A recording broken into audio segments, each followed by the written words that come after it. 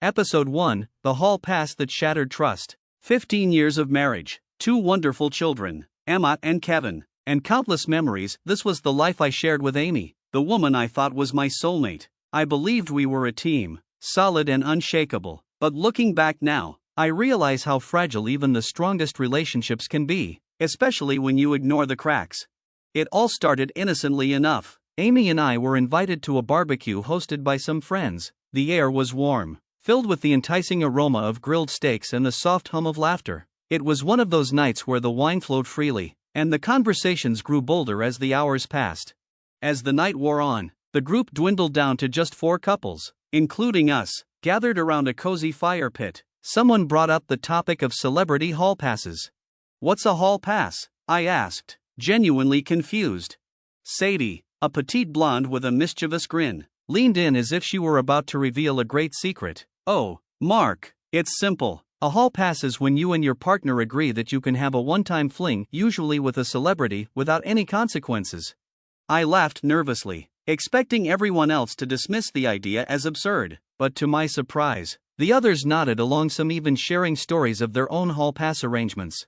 "It's just a bit of fun," Sadie's husband, Tom, added with a smirk. "Keeps things exciting, you know? Sadie and I agreed to it a year ago. She's already used hers." My stomach twisted at the casualness of their tone. "Wait, you're serious?"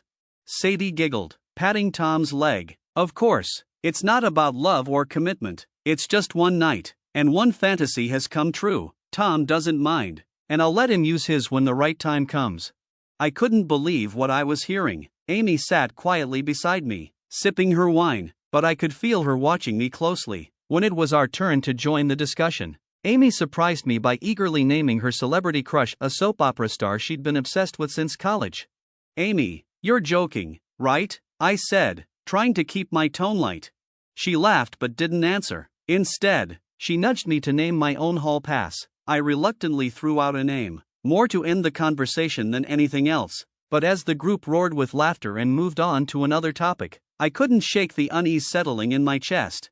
That night, when we got home, Amy's energy was different, electric, almost. Our intimacy was passionate and intense, like she was trying to prove something. In the middle of it, she whispered, "I was thinking about him while we were doing this."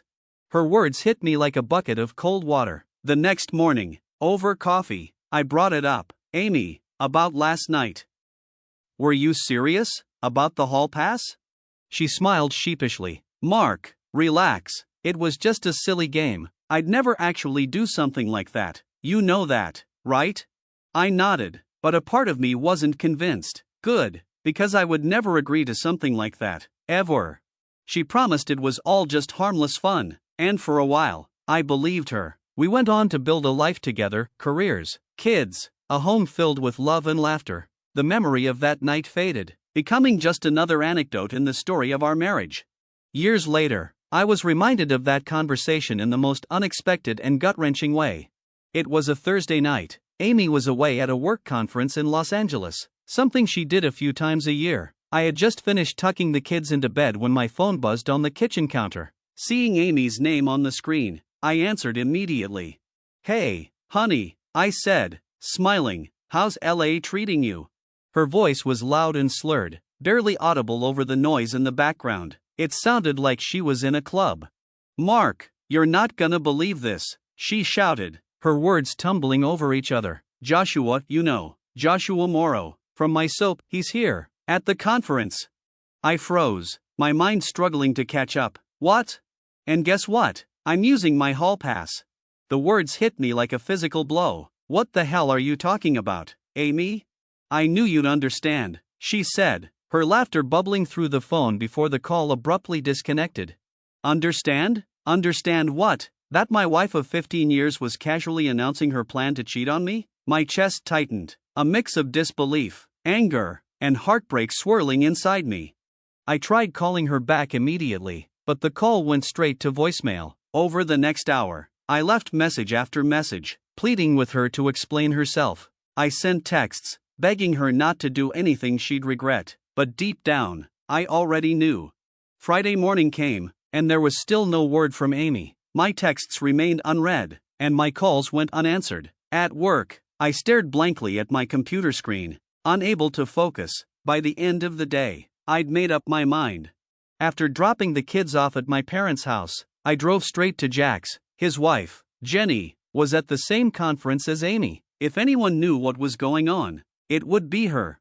Jack answered the door, surprised to see me. "Mark, everything okay?" "I don't know," I admitted. "I need a favor." "Jack, can you call Jenny? I need to know if she's seen Amy." Jack hesitated, clearly sensing the tension in my voice, but he nodded and grabbed his phone. As I stood nearby, I discreetly hit record on my phone, my hands trembling. When Jenny answered, her voice was cheerful. "Oh, hey, babe, how's everything back home?" Jack made small talk for a few moments before casually bringing up Amy. "So, have you seen much of Amy? Mark's been trying to reach her." Jenny paused. "Oh, yeah, I saw her last night. She was with, Joshua Morrow. You know, that soap star. They left together, something about a hall pass agreement?" The words hung in the air. Every word made my heart ache. The drive home from Jack's was a blur. My mind raced as I replayed Jenny's words over and over. Amy had left the club with Joshua Morrow. My wife, the woman I trusted with my heart, had openly declared she was using a hall pass, a concept we had dismissed as a joke years ago. How could she do this? What was going through her mind? I parked in the driveway and sat there for what felt like hours, gripping the steering wheel so tightly my knuckles turned white. The anger I felt was overwhelming, but beneath it all was a crushing sadness. How had we gotten here? When had she decided our vows were optional? Inside, the house was eerily quiet without the kids. Their absence only made the ache in my chest worse. I knew I had to confront Amy when she returned. But how? Would she even admit to what she'd done? Or would she brush it off as just a misunderstanding? The next day, Amy's flight was scheduled to arrive mid-afternoon. I spent the morning pacing, checking my phone obsessively. I even debated whether to confront her at the airport. But I knew I needed to keep my emotions in check. Whatever I did, it had to be deliberate and measured. Exploding in public wouldn't solve anything.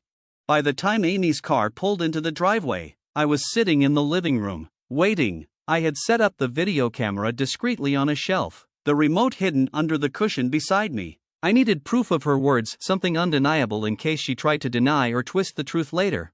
The garage door rumbled open, and moments later, Amy came bounding in, her carry-on suitcase trailing behind her. She looked radiant, her cheeks flushed and eyes sparkling with excitement. "Oh my God, what a crazy trip," she exclaimed, dropping her bag by the kitchen counter. "You wouldn't believe how wild it got." I stayed seated, my face calm, but inside, I was a storm. "Yeah, I bet," I said evenly. "I've been trying to call you." Amy paused, her smile faltering just slightly. "Oh, my phone broke," she said, holding up the cracked screen of her device. "It slipped out of my hand. Total accident."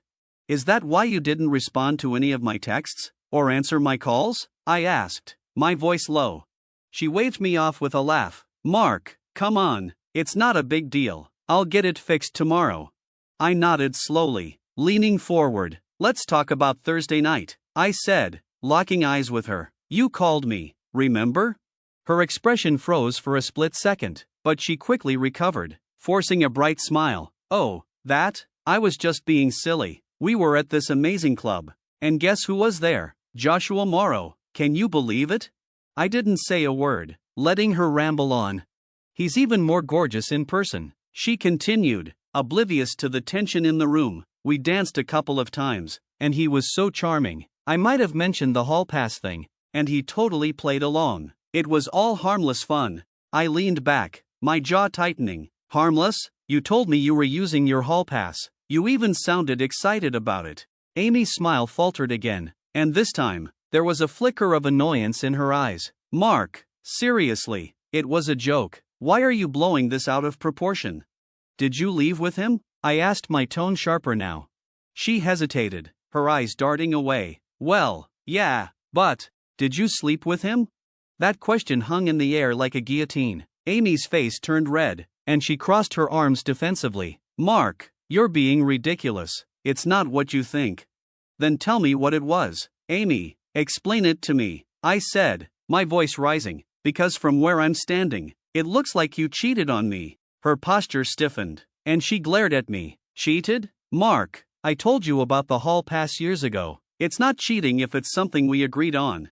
I laughed bitterly, shaking my head. We never agreed to anything. I made it clear I wasn't okay with this, but you went ahead and did it anyway. For the first time, Amy seemed unsure of herself. Mark, I didn't think you'd be this upset. It was just one night, a fantasy. It doesn't mean anything. It means everything, I snapped, standing up. It means you betrayed me, Amy. You betrayed our marriage, our family. How could you do this? Tears welled up in her eyes, but I wasn't sure if they were tears of regret or frustration. I didn't think it would hurt you like this, she whispered. I thought you'd understand. Understand? I echoed, my voice breaking. You didn't even bother to ask how I'd feel. You made this decision on your own, Amy, and now you're trying to justify it like it's no big deal. She wiped at her eyes, her voice growing defensive. So what? You're going to hold this over me forever? Are you seriously going to trauma our marriage over one mistake? You already trauma it, I said, my tone cold, the moment you decided your fantasy was more important than the promises we made. After that, the conversation devolved into shouting. Amy tried to downplay her actions, calling me dramatic and accusing me of being too rigid. I countered with years of trust and loyalty that she'd thrown away in a single night. By the end, we were both exhausted, the house eerily silent once again. I retreated to the guest bedroom that night, locking the door behind me. I could hear Amy pacing in the hallway, occasionally knocking and pleading to talk, but I didn't respond. I needed time to think and to process everything. As I lay there in the dark, I realized this wasn't just about the hall pass or the soap star. It was about trust. How could I ever trust Amy again after this? And if there was no trust, what was left of our marriage? The next morning, I woke up to an eerie silence, the kind of quiet that wraps around you like a cold, suffocating blanket. Amy was still in the house. I could hear faint noises from the kitchen, but to me, it felt like she was a world away. How could someone I loved so deeply do this? Betrayal like this wasn't just a crack in our foundation, it was an earthquake. Dragging myself out of bed, I moved mechanically, every step feeling heavier than the last. When I finally entered the kitchen, I found Amy sitting at the table, nursing a cup of coffee. Her hair was messy, her face pale and drawn. She looked up at me, her eyes filled with something I couldn't quite place. Was it guilt, fear, or was it just annoyance that I wasn't letting her fantasy slide? Morning, she said softly, her voice almost hesitant. I didn't respond, moving to pour myself a cup of coffee. The silence between us stretched painfully, thick with unspoken words. Mark, she began cautiously, setting her mug down, we need to talk. No, we don't, I said, my voice flat. You said everything you needed to say last night. Her eyes widened, and I could see the flicker of panic there. Mark, please, you're blowing this way out of proportion. It was just one night, one silly mistake.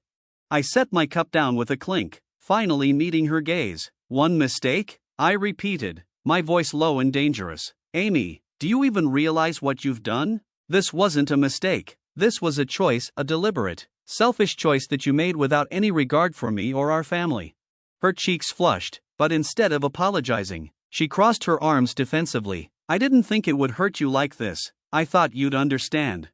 Understand what? I snapped, my voice rising. That you decided our marriage vows didn't matter anymore? That you threw everything we built together out the window for one night with some soap star? Tell me, Amy, what exactly am I supposed to understand? She flinched but held her ground. I didn't think it would be this big of a deal, she said, her voice trembling. It was just a fantasy. It didn't mean anything. Mark, you're my husband. You're the one I love. I laughed bitterly, shaking my head. You don't get it, do you? This wasn't just about the act, Amy. It's about trust. You lied to me. You broke something that can't just be fixed with an apology. Tears welled up in her eyes, but I didn't let myself soften. I couldn't, not this time.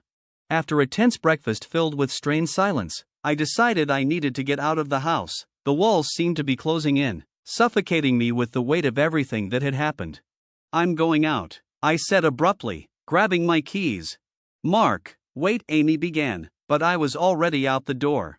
I didn't have a destination in mind as I drove aimlessly through the city. My thoughts were a chaotic mess, swinging wildly between anger, sadness, and disbelief. I kept replaying her words, her excuses, Her complete lack of remorse. How could someone I thought I knew so well turn out to be so different? Eventually, I found myself pulling into the driveway of my parents' house. My dad was sitting on the porch, sipping coffee and reading the newspaper, while the kids played in the yard. The sight of them, so carefree and innocent, was like a punch to the gut. How could I protect them from this mess? My dad looked up as I approached, setting his cup down. "Mark," he said, his voice calm but concerned. "What's going on?" I hesitated, unsure how much to share, but my dad had always been my rock, the one person I could turn to for advice when things got tough. "It's Amy," I finally said, sinking into the chair beside him. She cheated on me." His eyes darkened, his jaw tightening. "Cheated? What are you talking about?" I took a deep breath and told him everything, from the hall pass conversation years ago to the call from LA, to the confrontation last night. My dad listened in silence, his expression growing grimmer with every word. When I finished, he let out a long sigh. "Mark, that's a hell of a thing to go through." "Yeah," I muttered, staring at the ground. "I don't know what to do." "Dad, do I confront her again? Try to fix this? Or is it already too late?" Dad was quiet for a moment. Then he leaned forward, resting his elbows on his knees. "Son, you need to ask yourself one question. Can you ever trust her again? Because without trust, there's no marriage. No matter how much you love someone, trust is what holds everything together." His words hit me hard, and I knew he was right. That evening, after dropping the kids back home, I decided it was time to dig deeper. I needed answers, real answers, not the half-truths Amy had been feeding me. While she was in the shower, I went into our shared closet and started searching. Jenny had mentioned that Amy got an autograph from Joshua Morrow at the conference. If she was trying to hide it now, I suspected she wouldn't have thrown it away. After rummaging through shelves and drawers, I finally found what I was looking for: an old briefcase shoved to the back of her side of the closet. It was locked, but Amy wasn't exactly creative with passwords. Sure enough, the lock clicked open. Inside, buried under a pile of papers, was a glossy publicity photo of Joshua Morrow. His signature was scrawled across the front: "To Amy, my biggest fan. Love, Joshua." But it was the back of the photo that made my stomach turn. Written in bold, messy handwriting were the words, "You were amazing. Let's do it again sometime. J." My hand shook as I stared at the photo, a mix of fury and heartbreak coursing through me. I quickly snapped a photo with my phone and returned everything to its original place. Then, I grabbed her laptop from the desk. Amy wasn't exactly tech-savvy, and it didn't take long for me to guess her password. What I found confirmed my worst fears. In her iCloud account, there were 3 pictures from the conference, one of Amy and Joshua at the club, one of them dancing, and a third that made me feel physically ill: a selfie of Amy kissing him on the cheek, her expression glowing with excitement. I saved copies of the photos to a flash drive and closed the laptop, my chest heaving with barely contained anger. By the time Amy came downstairs, I was sitting on the couch, the flash drive safely tucked in my pocket. She smiled at me cautiously, as if testing the waters.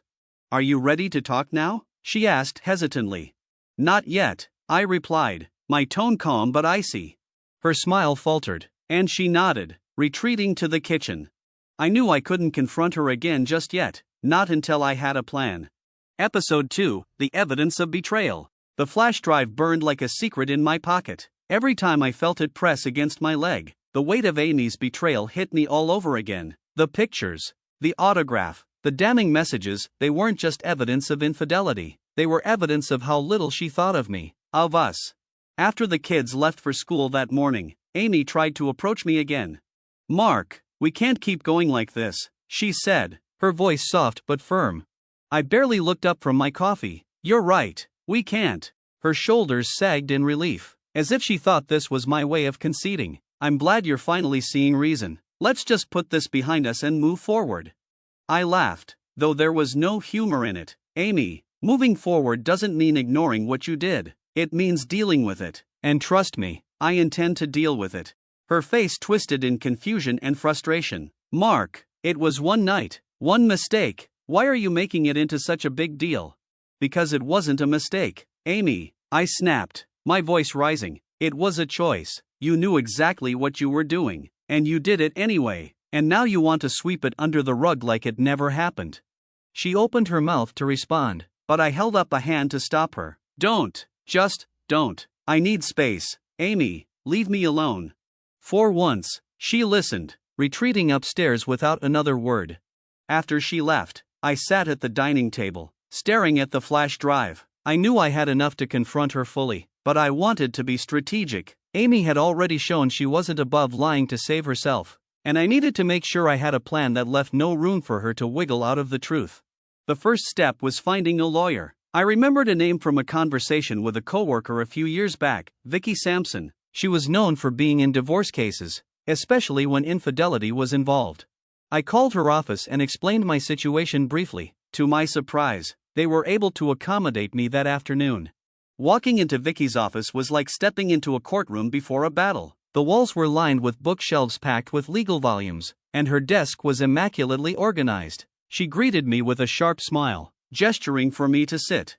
"So, Mark," she began, folding her hands on the desk, "tell me what's going on." I laid it all out for her: the hall pass conversation, Amy's call from LA, the confrontation, and finally, the evidence I'd found. As I spoke, her expression shifted from mild curiosity to intense focus. When I finished, she leaned back in her chair, her eyes narrowing. "Mark, you've got quite the case here, but let me ask you, what do you want out of this?" I hesitated. What did I want? Revenge? Justice? Or just to be free of the woman who had shattered my trust? "I want to protect my kids," I said finally, "and I want her to face the consequences of what she's done." Vicky nodded approvingly. "Good, then here's what we're going to do." She laid out a plan that was as ruthless as it was brilliant. First, we would gather more evidence: bank statements, credit card records, and anything that could corroborate the timeline of Amy's affair. Then, we would serve her with divorce papers at her workplace. "Why her workplace?" I asked, surprised. "Because it's public," Vicky explained, a wicked glint in her eye. "It sends a message, not just to her but to everyone around her. It's a power move, Mark, and in cases like this, power is everything." That evening, I put the first phase of the plan into motion. While Amy was preoccupied with a phone call upstairs, I searched through our shared credit card statements. Sure enough, there were charges from the conference, a club cover charge, an expensive dinner, and a hotel suite upgrade. I also accessed her email account, which she had carelessly left logged in on the family computer. Buried among the mundane work emails was a series of messages between Amy and her friend Jenny, discussing the amazing night at the club. Jenny had even attached a blurry photo of Amy and Joshua Morrow dancing. I copied everything to the flash drive, my anger growing with each new piece of evidence. The next morning, I met with Vicky again, handing over everything I'd gathered. She flipped through the photos and emails with a practiced eye, nodding in satisfaction. "This is good," she said. "Very good. We've got her pinned, Mark. Now it's just a matter of timing." She explained that she would file the divorce papers immediately but hold off on serving them until Friday when Amy would be at work. "Why Friday?" I asked. "Because it gives you the weekend to get the kids out of the house," Vicky said. "Trust me, Mark, when she gets those papers, things are going to get ugly. You don't want your kids caught in the middle of it." Her words sent a chill down my spine, but I knew she was right. That evening, I took the kids to my parents' house again, explaining that they would be staying there for the weekend. My mom looked at me with concern but didn't press for details. When I returned home, Amy was waiting for me in the living room. She looked tense, her arms crossed tightly over her chest. "Where were you?" she demanded. "Out," I replied shortly, brushing past her. "Mark, we need to talk," she insisted, following me. "Not now," I said, my tone cold.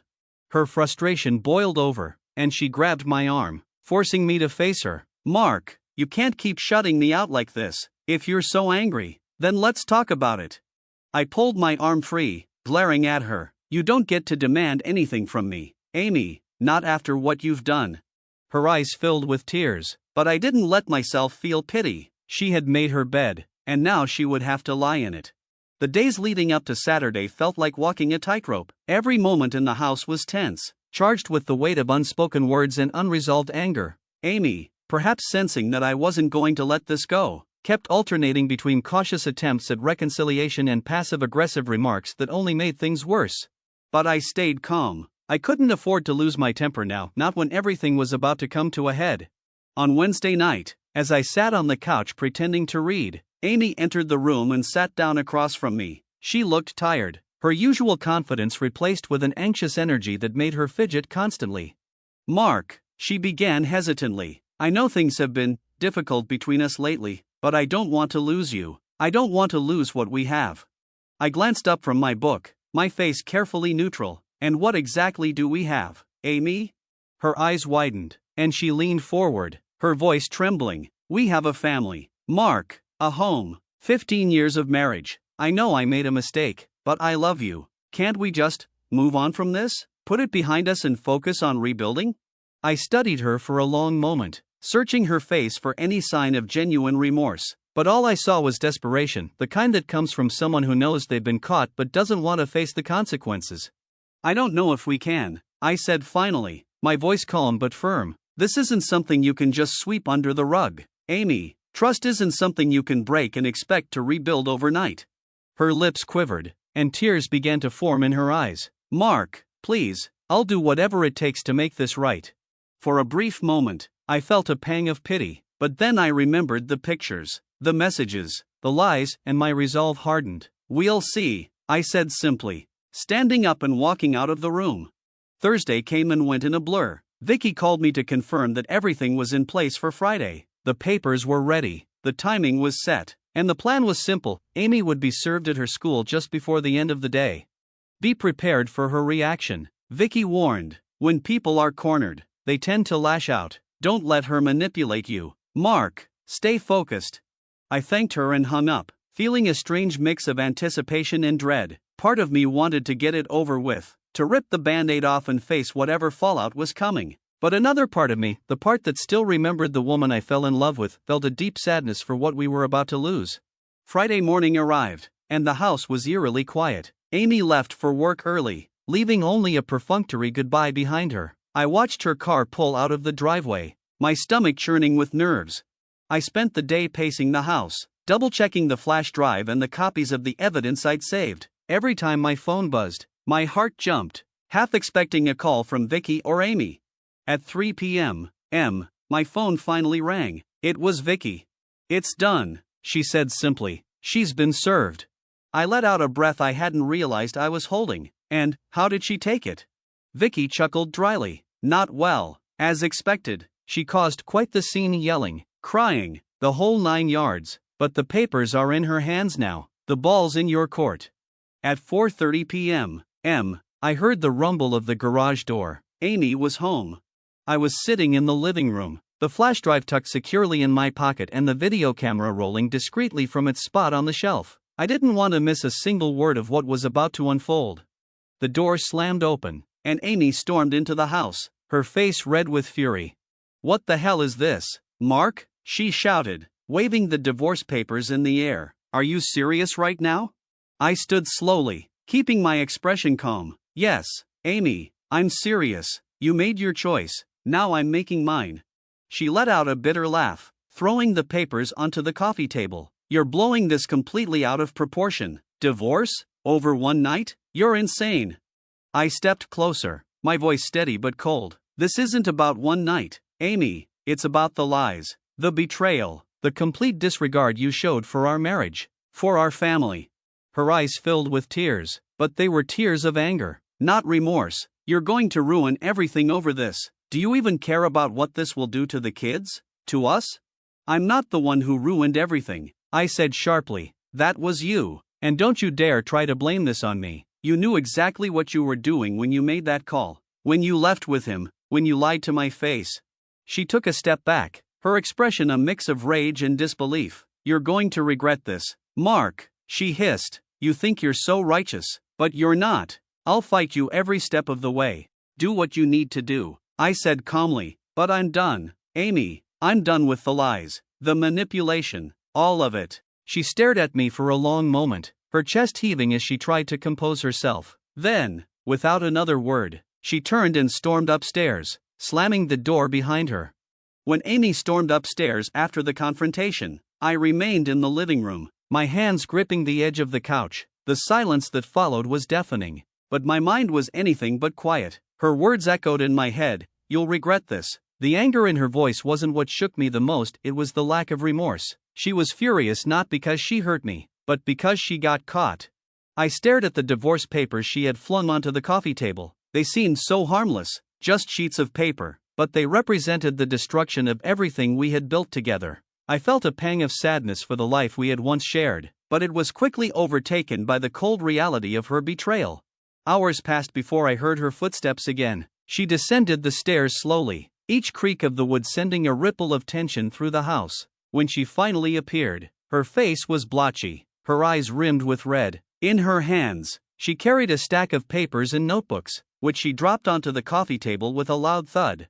"If you want war, Mark, you'll get war," she said, her voice shaking but filled with defiance. "You think you can me like this and walk away unscathed? Think again." I raised an eyebrow, my tone calm but sharp. "This is about accountability. You made your choices, now you have to face the consequences."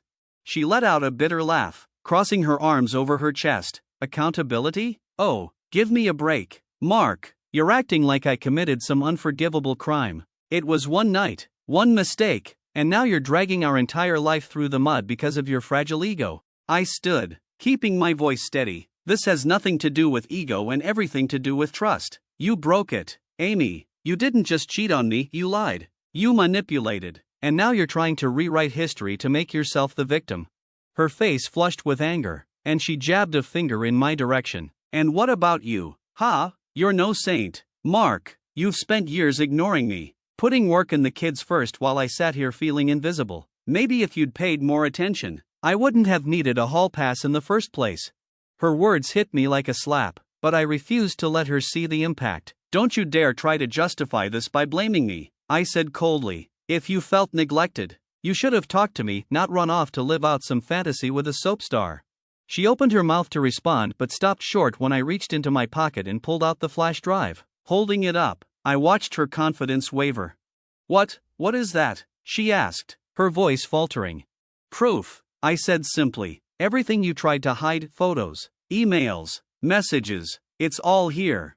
Her face went pale, and for the first time, I saw genuine fear in her eyes. You went through my things?" "I didn't have a choice," I replied. "You weren't going to tell me the truth, so I had to find it myself." She sank onto the couch, her hands trembling as she buried her face in them. "Mark, please," she whispered, her voice breaking. "Don't do this. Don't trauma our family." I sat down across from her, my tone softening but still firm. "Amy, this isn't something I'm doing to you. This is something you did to us. You traumatized our family the moment you decided to betray me." She looked up at me, her eyes pleading. "I'll do anything, Mark, anything to fix this. Just, please, give me a chance." For a brief moment, I hesitated. I wanted to believe her, to believe that she truly regretted her actions, but the damage was already done, and her sudden remorse felt more like desperation than genuine accountability. "This isn't something you can fix with an apology," I said quietly. "It's too late, Amy." That night, I moved my belongings into the guest room permanently. The act felt symbolic, like drawing a line in the sand. Amy didn't say a word as I carried my clothes and essentials across the hall, but I could feel her watching me, her silence heavy with unspoken emotion. The next morning, I got up early and left the house before she woke. I needed space to think, to breathe, to process everything. I found myself driving aimlessly, the streets a blur as my thoughts raced. Eventually, I ended up at a coffee shop, where I spent hours poring over the evidence I had gathered. By the afternoon, I sent everything to Vicky, who responded almost immediately. "Mark, this is excellent," she said over the phone. "With this evidence, we've got her backed into a corner. She won't be able to deny anything." Her words gave me a sense of validation, but they also filled me with dread. The confrontation with Amy was far from over, and I knew the battle ahead would be messy. That evening, I picked up the kids from my parents' house. My mom looked at me with concern as I loaded their bags into the car. "Mark, are you okay?" she asked softly. I forced a smile. "I'm managing," I said. "Thanks for watching the kids." She reached out and squeezed my arm. "You know we're here for you, right? Whatever you need." "I know, Mom," I said, my voice thick with emotion. "Thank you." When I got home, Amy was in the living room, her face pale and drawn. She glanced at the kids, who immediately ran upstairs, then turned her attention to me. "Mark," she began hesitantly, "can we talk?" I sighed, setting the car keys on the counter. "About what, Amy? What's left to say?" Her eyes filled with tears, and she took a step closer. "I know I hurt you. I know I made a terrible mistake, but I love you. Mark, I love our family. Can't we at least try to work through this?" Her words felt hollow, like a rehearsed speech. I stared at her, my expression unreadable. "I'll think about it," I said finally, though deep down, I already knew my answer. As I sat in the guest room that night, I thought about everything Amy had said and done. Was there any way to salvage our marriage? Could I ever trust her again? The answers didn't come easily, but one thing was clear: the road ahead would change everything.